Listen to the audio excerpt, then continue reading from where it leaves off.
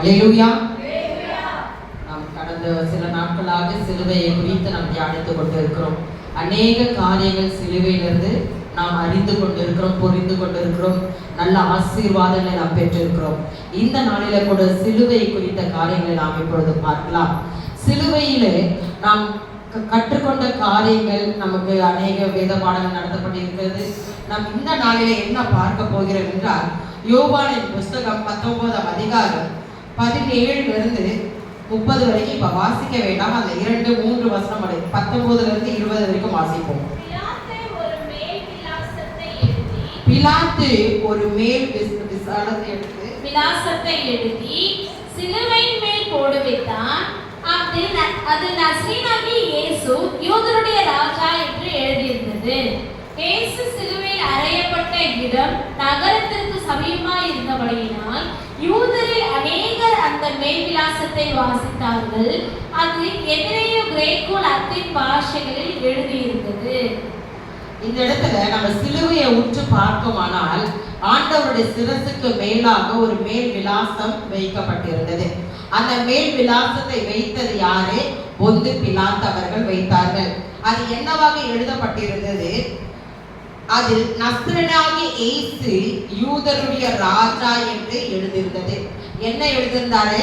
பிலாத்து தான் சிலுவையிலே அறியப்படும்படியாக ஒரு அதிகாரம் பெற்றவராக அந்த செயலுக்கு அவர் எல்லாவற்றுக்கும் என்ன பண்ணாங்க? அவருடைய சைன் பண்ணி கொடுத்திருந்தாலும் அவருக்கு கிடைத்த தரிசனம் என்ன? நசரேயனாகிய இயேசு யூதருடைய ராஜா என்று எழுதப்பட்டிருந்தது. அதை அறியப்பட்ட இடத்துக்கு நகரத்துக்கு சமீபமா இருந்தபடியால் யூதரில் அநேகர் அந்த மேல் விலாசத்தை வாசித்தார்கள். யார் வாசித்தது? யூதர்கள் அதை வாசிக்கிறாங்க. அது எபிரேயு, கிரேக்கு, லத்தீன் பாஷையிலே எழுதப்பட்ட. என்னென்ன பாஷையில எழுதப்பட்டிருந்தது? எபிரேயு, லத்தீன், கிரேக்கு 3 மொழிகளில் அது எழுதப்பட்டிருந்தது. அது எழுதி வைத்த உடனடியாக அந்த இடத்துல யார் வராங்க பாத்தீங்கன்னா, யூதருடைய பிரதான ஆசாரியர் பிலாத்துவை நோக்கி, யூதருடைய ராஜா என்று நீ எழுதாமல் தான் யூதருடைய ராஜா என்று அவன் சொன்னதாக எழுதும் என்று சொல்றாங்க. என்ன சொல்றாங்க? யூதருடைய ராஜான்னு எழுதாதீங்க, அப்படின்ட்டு அவர் சொன்னாருன்னு சொல்லி எழுதுங்கன்னு சொல்றாங்க. பிலாத்து பிரத்யுத்தரமாக, நான் எழுதினதே என்றான். அவன் என்ன சொல்லிவிட்டான்? நான் எழுதினதுதான். இந்த சிலுவை என்றால், அந்த சிலுவை தயாரிக்கப்பட்ட அந்த மரம் எந்த மரத்தினால செய்யப்பட்டது? கேதுரு மரத்தினால செய்யப்பட்ட. சிலர் கர்வாலி மரம் சொல்லியிருப்பாங்க. ஆனால் இது யூதருடைய பாரம்பரியப்படியாக கேதுரு மரத்தை தான் அதை சிலுவை அவர்கள் செய்து வைப்பார்கள். இதற்கு பழைய ஏற்பாடுல அநேக அடையாளங்கள் நாம் எடுத்துக்கொள்ளலாம். பிரதான ஆசாரியர்கள் பலி செலுத்தும் போது அவர்கள் பலி செலுத்துகிற இடத்துல ஆடு மாடுகளை கொண்டு வந்து வைப்பார்கள். அந்த இடத்துல அந்த ஆடு மாடுகளை எரிக்கும் போது வருகிற துர்கந்தமான ஒரு வாசனை அந்த இடத்துல காணப்படும். அப்படி காணப்படும் போது அந்த இடத்துல ஆசிரியர்களாக அந்த இடத்துல வாழ முடியுமா? வாழ முடியாத சூழ்நிலை. அதனால அது என்ன பண்ணாங்களாம், அந்த விறகுகள் எரிப்பதற்கு கேதுரு மரங்களை அவர்கள் உபயோகித்தார்கள். அந்த கேதுரு மரங்கள் எரிக்கும் போது அதிலிருந்து வருகிற நல்ல வாசனை இந்த துர்கந்தமான வாசனையை மேற்கொண்டு விடும். அதை மேற்கொண்டு இந்த கேதுரு மரத்தோட வாசனை பார்த்தீங்கன்னா சந்தன மரத்தோட 100% அதிகமான வாசனை உள்ளதா.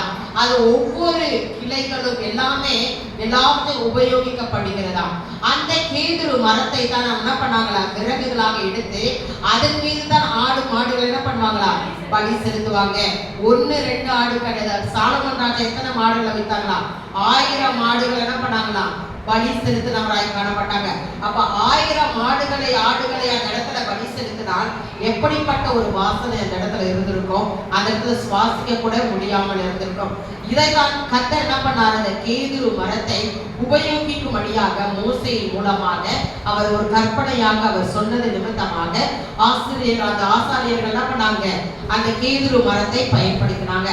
எப்படி பலி செலுத்தும் போது காணப்படுகிற துர்கந்தமான ஒரு வாசனையை இந்த கேதுரு மரம் நற்குணமான ஒரு வாசனையாக அது மாற்றப்படுகிறதோ, அது போலத்தான் நம் ஆண்டவர் சிலுவையிலே அறியப்படும் போது நம்முடைய பாவங்களாகிய துர்குணங்கள், எல்லாவித கேடான சிந்தனைகள், பாவங்கள், சாபங்கள் எல்லாவற்றின் மூலமாக வருகிறதான அந்த துர்வாசனை நல்ல வாசனையாக மாறுபடியாக சிலுவையிலே அவர் நமக்காக அறியப்பட்டவராய் காணப்பட்டார்.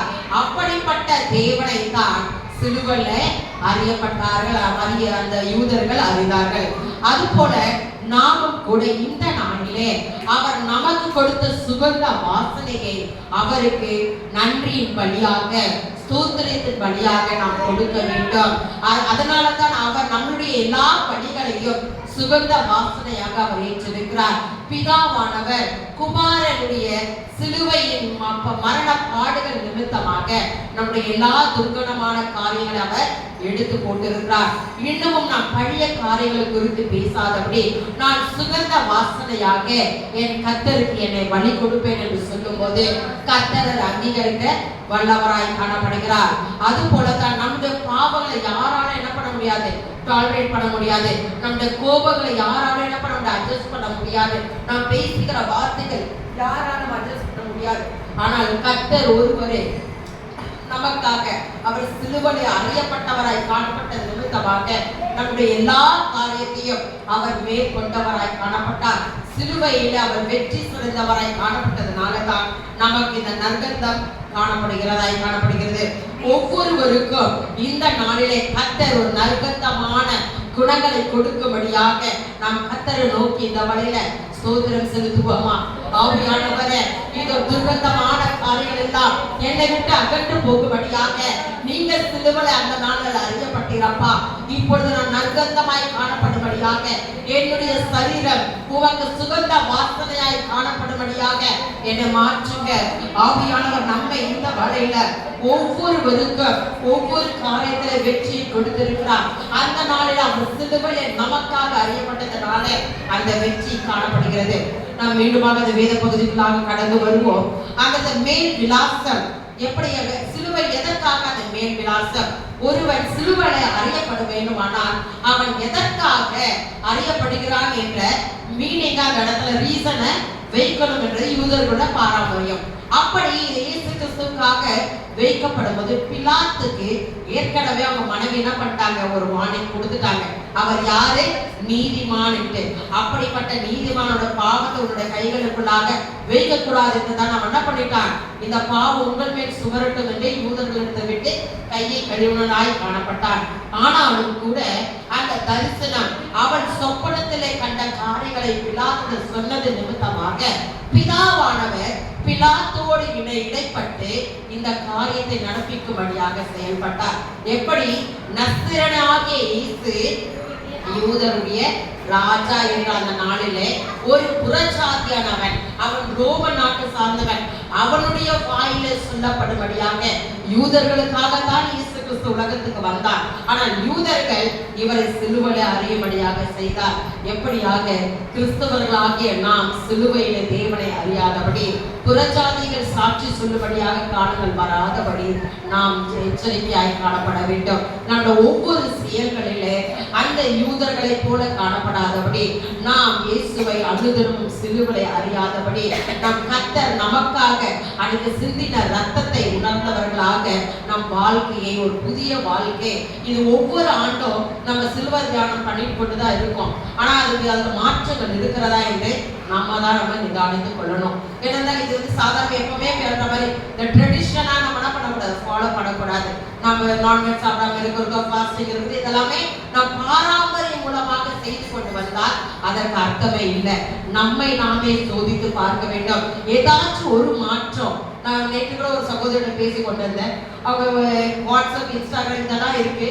இந்த சில நாட்கள் நான் என்ன பண்ண போறது இல்லை, இந்த மொபைல் போன்ஸ்ல நான் பார்க்க மாட்டேன், ஒரு டிஜிட்டல் ஃபாஸ்டிங் இருக்கிறேன்னு சொல்லிட்டு இருக்காங்க. அது போல ஏன்னா நான் அதை பார்ப்பதன் மூலமாக மற்றவங்களுடைய காரியத்துக்குள்ளாக நான் கடந்து செல்வேன். நான் இன்ஸ்டாகிராம் பார்க்கறதுனால மற்ற காரியங்களை பார்க்கிறேன், நான் இந்த 40 நாள் அதை பார்க்க போவதில்லைன்னு சொல்லிட்டு தனக்குள்ள ஒரு பிரதிஷ்டைக்கான ஒரு புதிதான ஒரு காரியம் தான். டிவி பார்க்காம இருப்பதும் அநேக காரியங்கள் இருக்கு. இதெல்லாம் அந்த 40 நாட்கள் தான் நம்மை நாமே சுத்திகரிக்கிற ஒரு நாட்களாய் காணப்படுகிறது. இப்பொழுது இந்த விலாசத்தை குறித்து நாம் பார்ப்போமானால் 19ஆம் அதிகாரத்துல 19ஆம் வசனம் பிலாத்து எழுதினது நஸ்ரேனாகிய இயேசு யூதருடைய ராஜா. இது முதலாவது எழுதப்பட்ட மொழி எந்த மொழியாக போட்டிருக்கு? எபிரேய மொழி. ஆனா நம்ம கேத்தலிக் சர்ச்ல தான் போனீங்கன்னா இந்த சிலுவையை இயேசு கிறிஸ்துடைய சிலையை நம்ம பார்க்கலாம். அது மேல என்ன லெட்டர் எழுதிருக்கும்? INRI. எல்லாருக்குமே அது என்ன இங்கிலீஷ்ல தான் எழுதிருக்கும். INRI னா அது லத்தீன் மொழியோட டிரான்ஸ்லேஷன். அது உலகத்தை அந்த காலத்துல வந்து மேல் நாடுகள் கீழ் நாடுகள் என்று பிரித்திருந்தாங்க. மேல் நாடுகள் உள்ளவர்கள் இது லத்தீன் மொழியில எழுதப்பட்டிருந்தது. கீழ் நாடுகளில் இருந்த INVI சொல்லிட்டு எழுதப்பட்டிருக்கலாம். இந்த லத்தீன் மொழியும் கிரீக். இது INRI வந்து லத்தீன் மொழி, INVI கிரீக்.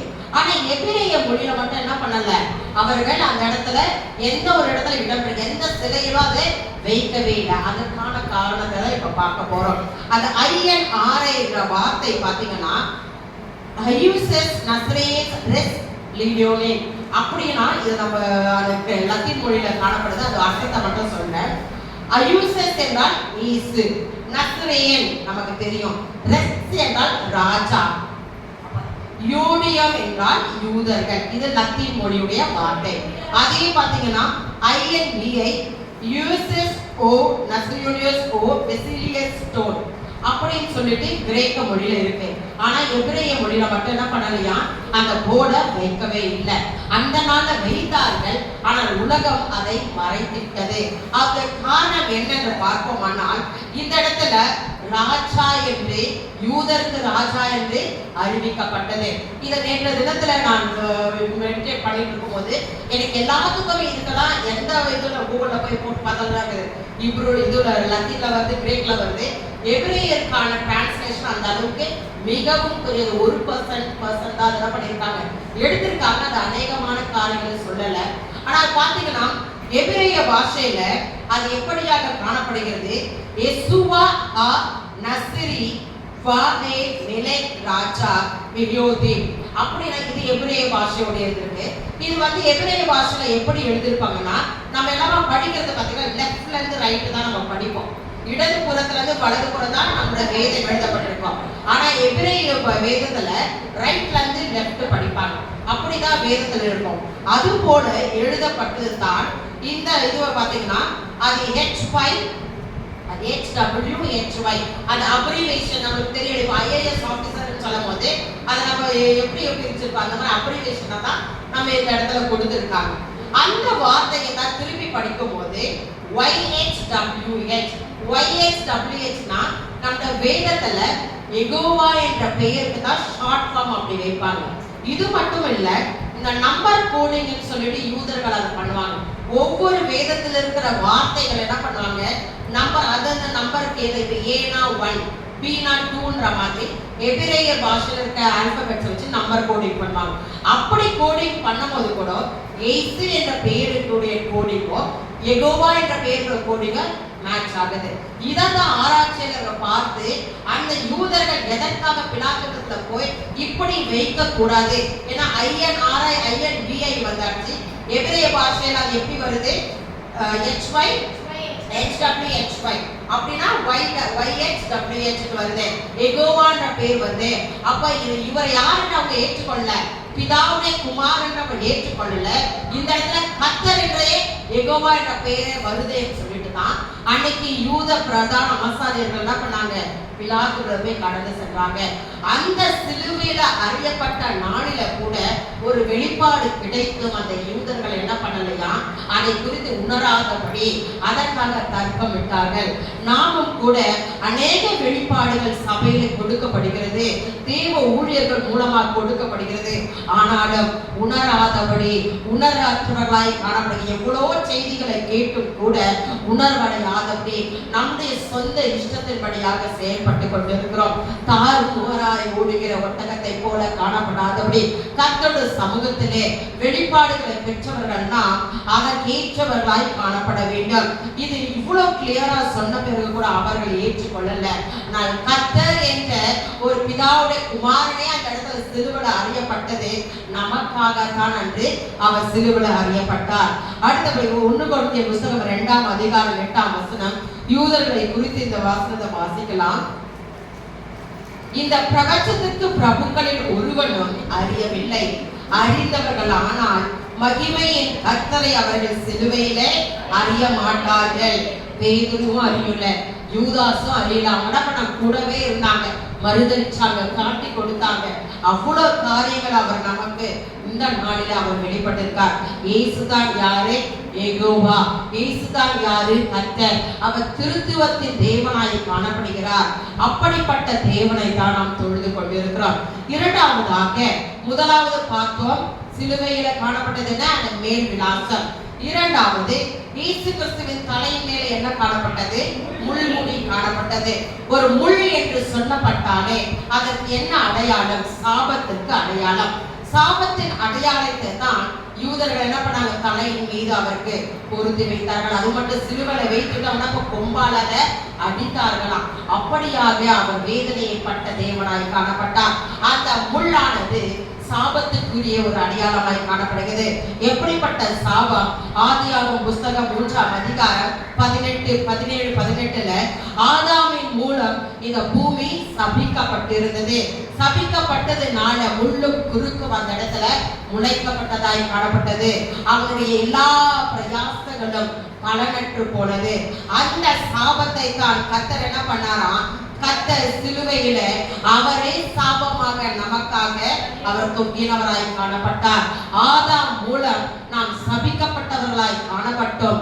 இரண்டாம் ஆதாமாக இயேசு கிறிஸ்துவின் மூலமாக அந்த சாபத்தை கர்த்தர் என்ன பண்ண நமக்காக முறித்தவராய் காணப்பட்டார். அந்த முள்முடி எப்படியாக காணப்படுகிறது?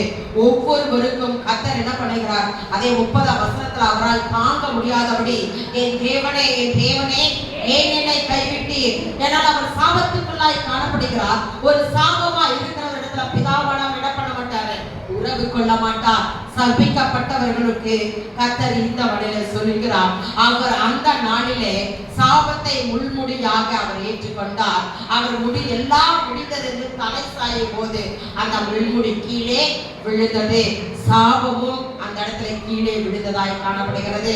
நமக்காக நம்முடைய முற்பிதாக்களின் சாபங்கள் எல்லாம் கர்த்தர் சிலுவையிலே கீழே விழ தள்ளினார்.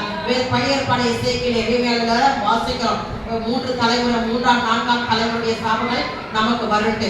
அது பார்த்தீங்கன்னா ஒன்லி விக்கிரக ஆராதனைக்கான சாபங்களை மாத்திரதான் இடத்துல சொல்லப்பட்டிருக்கிறது. விக்கிரக ஆராதனை எப்படியாக ஒருவன் 3ஆம் 4ஆம் தலைமுறை என்றால் ஒருவரை கொண்டு ஆண்டவன் ஏன் எதற்காக இந்த விக்கிரகத்தை ஆர்டர் பண்ற? என்னுடைய தகப்பன், என்னுடைய முற்பிதா, அவருடைய அது அந்த மாதிரி ஒவ்வொரு ஜெனரேஷனை தான் அவர் விசாரிக்கிறவராய் காணப்படுகிறார். அப்படிப்பட்ட தேவனா இருக்கிறான்னா இப்பொழுது ரட்சிக்கப்பட்டபடியால் நாம் எப்படியாக காணப்படுகிறோம்? ஒரு சாபமும் இல்லாதவர்களாக பரிசுத்தமாக்கப்பட்டிருக்கிறோம். எல்லா சாபத்தையும் அவர் சிலுவையிலே வெற்றி சிறந்தவராய் காணப்பட்டார். அந்த முள் கிரீடம் தரிக்கப்பட்டது. ஆனால் அந்த இப்பொழுது அவர் எப்படியாக காணப்படுகிறார் என்றால் அவர் பொற்கிரீடத்தை சூட்டப்பட்டவராக காணப்படுகிறார். வெளிப்படுத்தல் புத்தகம் 14ஆம் அதிகாரம் 14ஆம் வசனத்தை வாசிப்போம். வெளிப்படுத்தல் 14:14. பின்பு நான் பார்த்தபோது இதோ வெண்மையான மேகத்தையும் அந்த மேகத்தின் மேல் மனுஷகுமாரனுக்கு ஒப்பானவராய் தமது சிரசின் மேல் பொற்கிரீடத்தையும், இந்த இடத்துல அவர் சிரசின் மேல் என்ன பொருத்தப்பட்டது? பொற்கிரீடம். முள்கிரீடம் சூட்டப்பட்டவராய் காணப்பட்ட தேவன் நம் சாபங்களை அவர் விழுங்கினபடியால் அவர் எப்படியாக காணப்படுகிறார்? என்ன கிரீடம் அவர் தலையில் இருக்கிறது? பொற்கிரீடம் சூட்டப்பட்டவராய் காணப்படுகிறார். நமக்காக சாபங்களை அந்த நாளில் அவர் விழுங்கினவராய் காணப்படுகிறார். அப்படிப்பட்ட தேவன் தான் நாம் கர்த்தருக்குள்ளாக ஞானஸ்தானம் எடுக்கும் போது எல்லா சாபங்களும் அந்த நீருக்குள்ளாக கடந்து போகிறது. அதுவே அடையாளம். நாம் கர்த்தருக்குள்ளாக சாபம் இல்லாதபடி பரிசுத்தவான்களாய் காணப்படுகிறோம். நமக்கு கர்த்தர் கொடுத்த அபிஷேகத்தை நிமித்தமாக நான் பரிசுத்தமாகிறேன் என்று உணர்வுள்ளவர்களாக காணப்பட வேண்டும். ஒவ்வொரு நேரத்திலும் நம்முடைய எல்லா சாபங்களை கொண்டே நாம் பேசிக் கொண்டிருந்தால் நமக்கு கர்த்தர் கொடுத்த ரட்சிப்பும் வேஸ்ட், கர்த்தர் கொடுத்த மீட்பும் வேஸ்ட். நாம் கர்த்தர் கொடுத்த எல்லா சாபங்களும் இந்த இடத்துல என்ன எடுத்து முறிக்கப்பட்டதாய் காணப்படுகிறது. முதலாவது நாம் பார்த்தது இயேசு கிறிஸ்து சிலுவையில் இருந்த மேல் விலாசம். இரண்டாவது அவர் சிரசின் மேலுள்ள முள்முடி. மூன்றாவது அவர் இரும்பு ஆணிகளாக என்ன பண்ணாரா, அந்த இரண்டு கைகள் கால்கள்ல அவர் குத்தப்பட்டவராய் காணப்பட்டார். இரும்பு எதனை அடையாளப்படுத்துகிறது என்றால், இரும்பு பாவத்தையும் பாவத்தின் ஆக்கினை தீர்ப்பையும் இந்த இடத்துல அடையாளப்படுத்துகிறது. இந்த பாவம் என்றால் ஒரு நியாய தீர்ப்பு. இந்த இரும்பு என்றால் என்ன? ஒரு நியாய தீர்ப்பு காணப்படுகிறது. சங்கீதம் 2ஆம் அதிகாரம் 9ஆம் வசனத்துல இரும்பு கோலால் அவர்களை நெருக்கி என்று அந்த இடத்துல எழுதப்பட்டிருக்கிறது. இரும்பு என்றால் இரும்பு. அந்த இரும்பினாலே நமக்காக பாவத்தின் ஆக்கின தீர்ப்பை கர்த்தர் கொடுக்க வல்லவராய் காணப்படுகிறார். அது கர்த்தர் முதலாவது அவர் மேல் விலாசத்தின் மூலமாக அவரே கர்த்தர் என்று அறிந்து கொண்டோம். இரண்டாவது முள்முடியின் மூலமாக சாபங்கள் எடுத்துக் கொள்ளப்பட்டது. மூன்றாவது அந்த இரும்பு ஆணைகள் அந்த குத்தப்படும் போது நம்முடைய எல்லா பாவத்துக்கும் ஆக்கினை தீர்ப்பை கர்த்தர் கொடுக்கிறார். நான்காவது 19:21 யோவான் 19:21 அவருக்கு என்ன கொடுக்கறாங்க? ஈசோப்பு தண்டை எடுத்து கொடுக்கறாங்க. அந்த ஈசோப்புன்னு சொன்னா நமக்கு எல்லாருக்கும் யாருடைய ஞாபகம் வரும்? தாவீது. தாவீது எதற்காக அந்த ஈசோப்பு சொல்றாரு? அவர் பட்சபாடுக்கு அடுத்த பாவங்களிலே காணப்படும் போது கர்த்தரிடத்துல என்ன சொல்றாங்க? அந்த ஈசோப்பினாலே கழுவி அருளும், அப்பொழுது நான் எப்படி ஆவேன்? சுத்தமாவேன், என்னை கழுவி அருளும், அப்பொழுது நான் உறைந்த மழையில வெண்மையாவேன் என்றது அந்த இடத்துல சொல்றாங்க. இந்த ஈசோப்பு தண்டு பார்த்தீங்கன்னா எப்படி இருக்கணும்? நம்ம இடத்துல இந்த சோற்று கற்றாழை இருக்கு பாத்தீங்களா, அது போல நல்லா பெரிய பெரிய தண்டு இருக்கும். வேர்ல இருந்து அந்த தண்டு பெருசா வருமா, அந்த முனையில ஒரு பந்து போல ஒரு பூ பூக்கும். அந்த பூ தான் ஈசோப்பு. அந்த ஈசோப்பு எதற்கு பயன்படுத்தப்படுகிறது என்றால், ஒரு தொழுநோயாளியோ இல்ல கேன்சர் வியாதி இருக்கிறவர்களோ அவர்களுக்கு அந்த ஈசோப்பு இடப்படாது. மிகவும் கசப்பான ஒரு திரவியமாய் காணப்படும். அந்த பூவை நசுக்கி எடுக்கும் போது அந்த திரவியத்தை அது மேல பூசப்படும் போது எப்பேற்பட்ட தோல் வியாதியா இருந்தாலும், உயிரை எடுக்கிற அந்த கேன்சர் வியாதிகளா இருந்தாலும் அது என்ன பண்ணுமா? அந்த செல்சியை என்ன பண்ணுமா? புதிதாக மாற்றுமா. அப்படிப்பட்ட ஒரு தன்மை உள்ளது அந்த ஈசோப்பு தண்டு. இந்த நம்ம இந்திய தேசத்துல அது கிடையாது. யூதர்கள் எருசலேம் கோட்டைகள் எல்லாம் அது சாதாரணமாக அது வளர்ந்துருக்குன்னு சொல்றாங்க. அந்த ஈசோப்பு தான் அந்த நாட்களில அது யூஸ் பண்ணாங்க. நம்முடைய பழைய ஏற்பாட்டுல கூட கிறிஸ்தவர்களுக்கு அந்த ஈசோப்பு தண்டை எடுத்து அவர்கள் என்ன பண்ண சொல்றாங்க? அவர்கள் மேல் அதை பூசும்படியாக சொல்றாங்க. அப்பொழுது அவர்கள் சொஸ்தம் ஆவார்கள் என்று நம்முடைய லேவியராம் புஸ்தகத்துல வாசிக்கிறோம். அது போலதான் இந்த ஈசோப்பு தண்டுனால அந்த நாட்களில் அவர்கள் சரீரத்துல காணப்படுகிற அழுக்கை எல்லாம், அந்த செல்ஸ் எப்படி ஏற்கனவே அந்த இடத்துல ஒரு வியாதி இருந்தது போலவே இல்லாதபடி ஒரு புதிதான செல் அந்த இடத்துல உருவாக்கப்படுமா. அது போலதான் நமக்கும் கூட அவர் நம்மை இந்த நாளிலே கழுவி அவர் ரத்தத்தினாலே கழுவும் போது நாம் செய்த தவறுகள் நான் குற்றவாளியாக காணப்படாதபடி அவர் சமூகத்தில் எப்படியாக காணப்படுகிறோமா? நீதிமானாய் காணப்படுகிறோம்.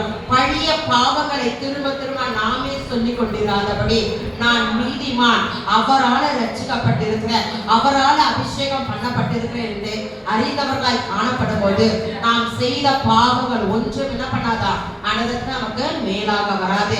செய்த பாவமே செய்யாதவர்களை போல எப்படி அந்த ஈசோப்பு தண்டு தொடுபடும் போது அந்த செல்ஸ் புதிதாக வருதோ, கர்த்தர் நம்மையும் அது போல கட்டவிழ்க்கப்பட போகிறார். நம்முடைய எல்லாத்தையும் மீண்டுமாக அவர் கட்டுவார். எப்படி கட்டுவார்? அவர் ரெஸ்டோர் பண்ணுவாராம். எப்படி? ஒரு புதிதாக காணப்படும் பழைய காரியங்கள் ஒன்றும் இல்லாதபடி அதை பழைய புதியதை வரும்போது பழையவை அது போலதான் ஒரு புதிய சிருஷ்டியாய் மாறும்போது பழைய காரியங்களுக்காக நாம் என்ன பண்ணக்கூடாது? காணப்படக்கூடாது. கிறிஸ்துவுக்குள்ளாக நாம் இருக்கும்போது நாம் அப்படியாக புதிய சிருஷ்டியாக காணப்பட வேண்டும். மற்றவர்களுக்கும் நமக்கும் ஒரு உதாரணமாய் காணப்பட வேண்டும். தாவீது அப்படித்தான் அதை சொல்றாங்க, நீரனை ஈசோப்பினாலே. அந்த வார்த்தையை சொல்லும் போது அர்த்தத்தை உணர்ந்து சொல்லும் போது இன்னும் அதிகமான காரியங்களை கர்த்தர் நமக்கு வெளிப்படுத்த வல்லவராயிருக்கிறார். நம்முடைய ஒவ்வொருவருக்கும் மனம் திரும்புகிற காரியம் காணப்பட வேண்டும். எந்தெந்த விஷயத்துல மனம் இன்னும் திரும்பாமல் காணப்படுகிறோமோ ஒவ்வொரு நாட்டிலோட வார்த்தைகள் நம்மை புடமிட்டு இருக்கிறது. நம்ம தாழ்த்தி ஜெபிக்கும் போது அவருக்கு மனம் திரும்பி வரும்போது எல்லாம் அநேக நம்முடைய வேதத்துல இருக்கிறவர்கள் என்ன பண்ணாங்க, தங்களை தாழ்த்தி மனம் திரும்பி கர்த்தரிடத்தில் வரும்போது அவர்கள் கர்த்தரிடத்துல கிருபையை பெற்றுக்கொண்டார்கள், தயவை பெற்றுக்கொண்டார்கள், இழந்து போன ஆசீர்வாதங்களை பெற்றுக்கொண்டார்கள். நமக்கும் கூட இந்த நாளில அவர் நம்மை கழுவி அவர் நம்மை அபிஷேகம் பண்ணியிருக்கிறார். அந்த அபிஷேகத்தையோடு இருக்கும் போது நாம் இந்த வழியில் அவருக்கு முன்பாக பரிசுத்தமான மனவாட்டிகளாய் காணப்படுகிறோம். பரிசுத்தமான மனவாட்டிகளாய் இருக்கும் போது மனவாளனுக்கு ஏற்ற துணையாக நாம் காணப்பட முடியும். அப்பொழுது அவருடைய வருகையை எடுத்துக்கொள்ளப்படுகிற ஒரு மனவாட்டின் அபிஷேகம் நமக்குள்ளாக காணப்படும். கர்த்தருடைய சமூகத்துல ஒவ்வொரு நாளும் நம்மை நாம் நிதானிக்க வேண்டும். யாரோடு கூட நம்ம ஒப்பிட்டு பார்க்க வேண்டாம், மனிதர்களோடு ஒப்பிட்டு பார்க்க வேண்டாம். நாம் எனக்கான என்னை படைத்தவர் என ஒரு புதிய சிருஷ்டியாக படைத்திருக்கிறார், என்னை ஒரு விசித்திரமாக படைத்திருக்கிறார். நான் மற்றவர்கள் நலன்களுக்காக நான் வாழவில்லை, எனக்காக நான் பரலோகத்துக்கு எடுத்துக்கொள்ளப்படவில்லை. அதுதான் நம்முடைய நோக்கம். நித்திய ஜீவனுக்களாக கடந்து போவதுதான் நம்முடைய நோக்கம். அப்படியானால் எனக்கான காரியங்கள் என்ன? நான் அவர்கள் வாசிப்பதை போல நான் வாசிக்கணும், அவர்கள் பாடுவதை போல பாடணும்னு சொல்லாதவே எனக்கான கிருபைகள் என்ன, எனக்கான அழைப்பு என்ன என்று கர்த்தரிடத்துல கேட்கும் போது நிச்சயமாகவே அவர் நம்மை காரியங்கள் என்ன பண்ணுவாராம், வழிநடத்த வல்லவராய் காணப்படுகிறார். நாம் கர்த்தரிடத்துல இந்த நாளில ரிப்பெண்ட் பண்ண வேண்டும். அவரிடத்தில் நம்மை நாம் செய்த ஒவ்வொரு காரியங்களை இந்த இடத்துல சொல்லி ஜெபித்து விட்டு கடந்து போன பிறகு அந்த காரியங்களை குறித்து நாம் யாரிடத்துல என்ன பண்ணக்கூடாது, பேசக்கூடாது. அப்படி பேசினா நம்ம யார்கிட்ட பேசிட்டு போயிருக்கோம், கர்த்தர்கிட்ட பேசல, வேற யாருக்கிட்டே தான் என்ன பண்ணிருக்கோம், பேசிட்டு போயிருக்கோம். நம்முடைய ஜெபங்கள் எப்படியாக காணப்படுகிறது, பிறரை நம்ம ஆசைக்குள்ளாக கொண்டு வரும்படியாக ஜெபிக்கிறோமா, எப்படிப்பட்ட ஜெபமா இருக்கு, என்ன காரியமா இருந்தாலும் நாம் தனித்து ஜெபிக்கும் போது கர்த்தரிடத்துல அழுது ஜெபிக்கலாம். ஆலயத்துல ஜெபிக்கும் போது ஆராதனைக்காக ஜெபிக்க சொல்லுவார், ஆராதனைக்காக ஜெபிக்கும் போது அந்த ஆராதனை ஆசீர்வதிக்கப்படும். அந்த இடத்துல நம்மளோட பிரச்சனைகளை சொல்லும் போது பக்கத்துல உட்கார்ந்துருக்கணும் மனிதர்கள் தான் கண்டிப்பா என்ன பண்ணுவாங்க, யாருமே இங்க பேசுறது வெளியே சொல்ல மாட்டாங்கன்ட்டு சொல்ல முடியாது, நம்ம சொல்லக்கூடாதுன்னு சொல்றோம். ஆனாலும் அந்த ஒரு காதுக்கு கேட்டா அது மற்ற காதுகளுக்கு கடந்து செல்லும். அப்படி சபையில காணப்படாதபடி நாம் தனி இந்த சபையில நம்ம ஜெபிக்கிற அனுபவங்கள் இருக்கிறது. அந்த நேரத்துல நாம் ஜெபிக்கும் போது கர்த்தர் என்ன பண்ணுவாரா, நம்முடைய காரியங்களை அவர் வெளிப்படுத்த வல்லவராக இருக்கிறார். ஒவ்வொருவருக்கும் ஒரு தரிசனம் இருக்கிறது. அந்த தரிசனத்தை குறித்து நாம் மேன்மை பாராட்ட வேண்டும். அந்த தரிசனத்தை நோக்கி நாம் ஓட வேண்டும். அந்த தரிசனம் நிறைவேற நாம் காத்திருக்க வேண்டும். அந்த தரிசனத்தை கர்த்தர் நமக்காக செயல்படும்படியாக, அவர் தீவிரத்து செயல்படும்படியாக அவரிடத்துல ஒவ்வொரு நாளும் நாம் ஜெபிக்கும் போது கர்த்தர் நமக்காக ஆவியிலே ஜீவன் உண்டாகும்படியாக செய்வார். இந்த சிலுவையின் உபதேசம் மேன்மைக்குள்ளான ஒரு உபதேசமா இருக்கிறது. நமக்கு எப்படிப்பட்டதாய் காணப்படுகிறது, பைத்தியமா இருக்கிறதா இல்ல மேன்மையா இருக்கிறதா? பேசின நான் அல்ல, இது தேவ ஆவியானவரை சொல்கிறார். ஒவ்வொரு காரியமும் சிலுவையிலே செய்யப்பட்ட ஒவ்வொரு சின்ன சின்ன விஷயமும் கூட அந்த இடத்துல சுற்றி நின்றவர்கள் கூட ஏதோ ஒரு பரிசுத்த ஆவியானவரால் தான் அந்த இடத்துல நிறுத்தப்பட்டார்கள். அநேகருக்கு எல்லா காரியத்துக்கும் அந்த இடத்துல ஒவ்வொரு இன்டர்பிரேஷன் இருக்கு. அப்படியானால் கர்த்தர் நமக்கு கூட வெளிப்படுத்துவார். இந்த சங்கீதம் 22ஆம் அதிகாரத்துல கூட அநேக காரியங்கள் அந்த இடத்துல வெளிப்பட்டது. அந்த மரியாதை குறித்து சொல்லப்பட்டிருக்கு, ஏரோது, பிலாத்து, அப்படியாக எல்லா சீஷர்களை குறித்து சொல்லப்பட்டிருக்க. அது வீட்டில் போய் வாசிக்க. கர்த்தர் உங்களுக்கு அதை வெளிப்படுத்த வல்லவராய் காணப்படுகிறார். இயேசு கிறிஸ்து பட்ட பாடுகளும் தாவீது அந்த இடத்துல அவரோட வாழ்க்கை ஒப்பிட்டு எழுதியிருக்கிறார். ஆனால் இயேசு கிறிஸ்துடைய எல்லா காரியமும் அந்த சங்கீதம் 22ஆம் அதிகாரத்துல சொல்லப்பட்டிருக்கிறது. நிறைய காரியங்களை நாம் வாசிக்கிறத போல வாசிக்காதபடி கர்த்தர் எனக்கு இந்த வார்த்தை மூலமாக என்ன பேச போகிறார், வாசித்த ஒரு அதிகாரம் வாசித்தாலும் அதோட ஆக்சுவல் நேச்சுரல் மீனிங் நம்ம தமிழோட அர்த்தம் எல்லாருக்கும் தெரியும். ஆனால் கர்த்தர் ஆவியானவர் எப்படியாக அதை எழுதினார் என்பதை நாம் உணர கர்த்தரிடத்துல காத்திருந்து நாம் வாசிக்கும் போது கர்த்தர் அநேக காரியங்களிலிருந்து நமக்கு அவர் பதில் கொடுக்க வல்லவராக இருக்கிறார். எல்லாரும் ஒரு விஷயம் கர்த்தருடைய சமூகத்துல நாம தாழ்த்தி ஒப்பு கொடுப்போம்.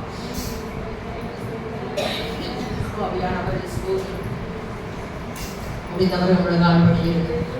கர்த்தர் இந்த வழியில் சிலுவை மேலுல்லாசத்தின் மூலமாக யூதருக்கு ராஜா என்று தன்னை வெளிப்படுத்தினார். அவர் அந்த கேடுள்ளவராய் காணப்பட்ட போது கூட அவர் ஒன்றும் பேசாமல் இருந்தார். அவர் அடிக்கப்பட்டார், நொறுக்கப்பட்டார், அவர் மீது காரி துப்பினார். ஆனாலும் கூட அந்த இடத்துல அவர் பிரதியுத்தரமாக ஒன்றும் சொல்லாதபடி அமைதலாக அவர் காணப்பட்டார். ஹல்லேலூயா, ஸ்தோத்திரம் அப்பா. ஆண்டவரே ஸ்தோத்திரம் ஆண்டவரே. யூதர்களுக்கு நீங்க வெளிப்பட்டீங்கப்பா. நீங்களே யெகோவா என்று வெளிப்பட்டீங்க தகப்பனே. அவர்கள் மொழியிலே ஆண்டவரே, அந்த நாளிலே ஆண்டவரே, அறியப்பட்ட நாளிலே ஆண்டவரே, ஆண்டவரே நீங்க சொன்னீங்கப்பா. அவர்கள் கேளாதவர்களை போல இருந்தாங்க. அதை அவர்கள் ஏற்றுக்கொள்ள முடியவில்லைப்பா. ஹல்லேலூயா, ஸ்தோத்திரம் அப்பா. ஸ்தோத்திரம் ஆண்டவரே. ஹல்லேலூயா, ஹல்லேலூயா. என் தேவன் பெரியவர், என் தேவன் பெரியவர், என் தேவன் பெரியவர். நம்மோடு கூட அவர் இடைப்படும்படியாக, நம்மோடு கூட இடைப்படும்படியாக நம்ம ஒப்பு கொடுப்போமா? ஓ ரபா ஷபரலா திகலபலபா குரலகிரபலா ஓ ஷகரபலபா. அந்த சிலுவை மரணம், அந்த கேதுரு மரம் எப்படி துர்கந்தமான காரியங்களை நற்கந்தமாய் மாற்றினதோ, ஓ நக்குவா ஷக்குரலையா. ஆமெனப்பா, இதோ நற்கந்தமாய் நான் விளங்கும்படியாக என்னை எடுத்து பயன்படுத்துங்கப்பா. என் அபிஷேகத்தை ஆண்டவர நீங்க உணர்த்துங்கப்பா. ஹல்லேலூயா, ஹல்லேலூயா. ஓ என்னை துர்குணம் என்று சொன்னவர்கள் முன்பாக நான் நற்கந்தமாய் விளங்கும்படியாக, ஆமென், நானே அந்த கேதுரு மரமாக, நானே அந்த சிலுவையாக காணப்படும்படியாக என்னை எடுத்து பயன்படுத்துங்கப்பா. ஹல்லேலூயா. ஓ ஸ்ரீரபிலவா குரையா லிகரபலவா ஷபரபலவா குரையா. ஆமென் ஆண்டவரே. அந்த முள்முடியின் மூலமாக, ஓ ஆதாம் மூலமாய் பெற்ற சாபங்களை கர்த்தர் எங்களுக்காக சிலுவையிலே வெற்றி சிறந்தவராய் காணப்பட்டார். ஓ ரலா கரஷா குரபலவா குரையா. எஸ் ஃபாதர், நீங்க எத்தனையோ அற்புதங்கள் செய்தீங்கப்பா, எத்தனையோ அதிசயங்கள் செய்த தகப்பன. அதை உணராதபடி காணப்பட்டார்கள் யூதர்கள் ஆண்டவரே. நாங்களும் அப்படி இராதபடி எங்கள் சாபங்கள் ஆண்டவரே சிலுவையில் விழுங்கப்பட்டது. எங்கள் சாபங்கள் முள்முடியின் மூலமாக, ஆமென், மேற்கொள்ளப்பட்டது. பொற்கிரீடம் சூட்டப்பட்டவராய் சிங்காசனத்தில் உட்கார்ந்து கொண்டிருக்கிறீரப்பா. அந்த பொற்கிரீடத்தை ஆண்டவரே ஸ்தோத்திரம் அப்பா. நாங்கள் 8 மீடமாக உங்களுக்கு இடமே காதபடி எங்களை காத்துக்கொள்ள அனுபவத்தை தாக தகப்பன. எங்களை காத்துக்கொள்ளுகிற அனுபவத்தை தாகப்பா. ஹல்லேலூயா, ஆமென் ஆண்டவரே ஸ்தோத்திரம். ஹல்லேலூயா. அந்த இரும்பு ஆணிகள் ஆண்டவரே பாவத்துக்குரிய ஆக்கினை தீர்ப்பை ஆண்டவரே கொடுக்கிறது ஆண்டவரே. ஓராலா குரலா ஷகுரபலவா. குமாரன் கோபம் கொள்ளாதபடி நம்மை நாமே செழிப்பாய் காணப்பட வேண்டிய காலமாக இருக்கிறது.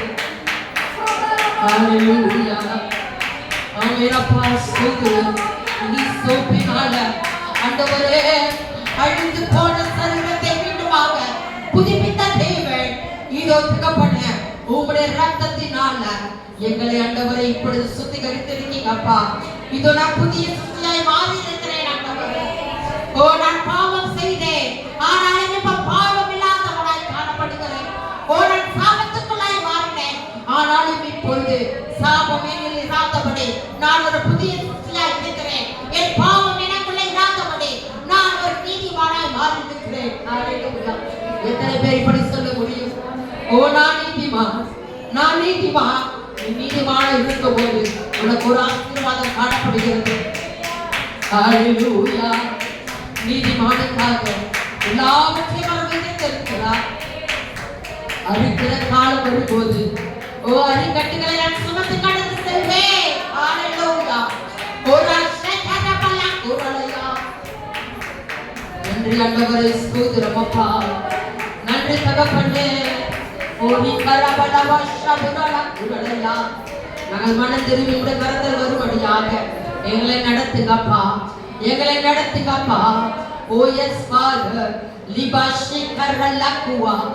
Likarabalabasha karabalabakura. Libalabashi karabalakura. ஆவியில் நிரப்பப்பட்டவர்களாக இந்த ஒரு விசை கர்த்தருடைய கரத்தில் அவை ஒப்புக் கொடுப்போம்.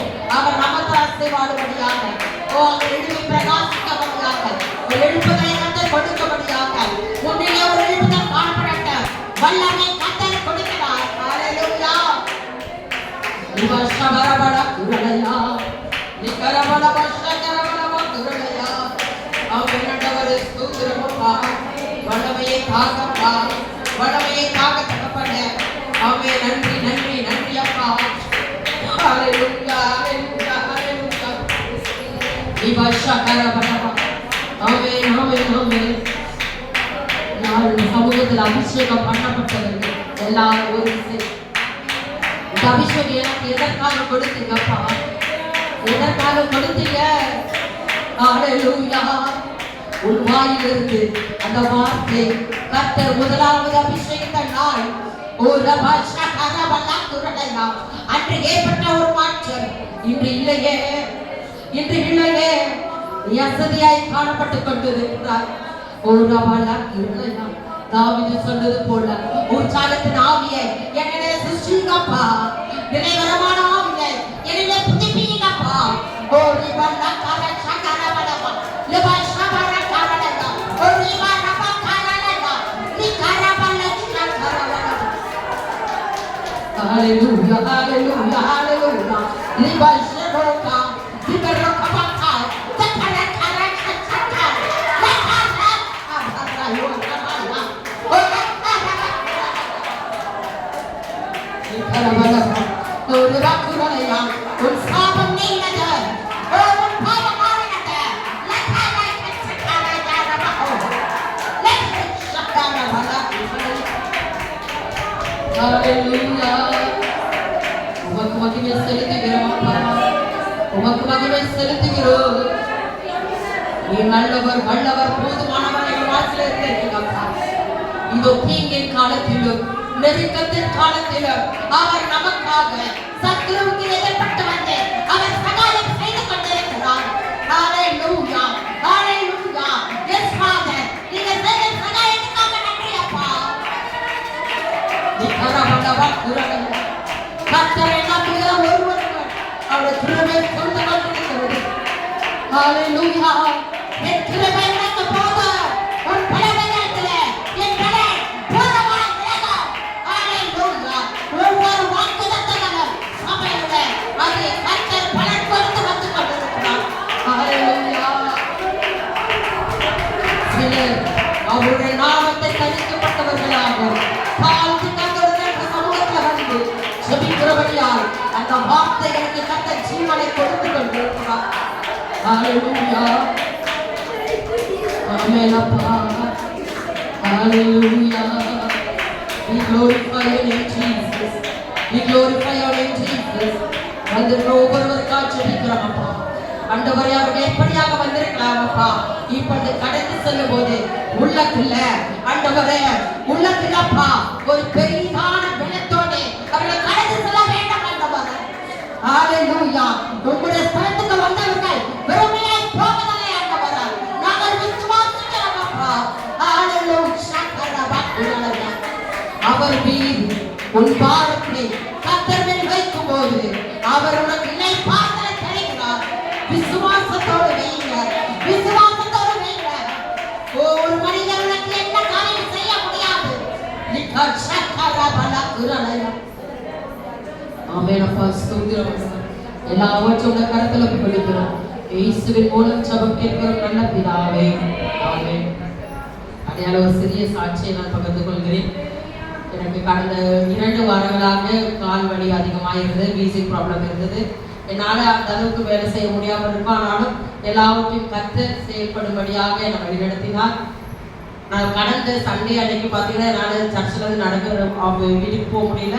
ரொம்பவே கால் வீக்கமாக இருந்தது.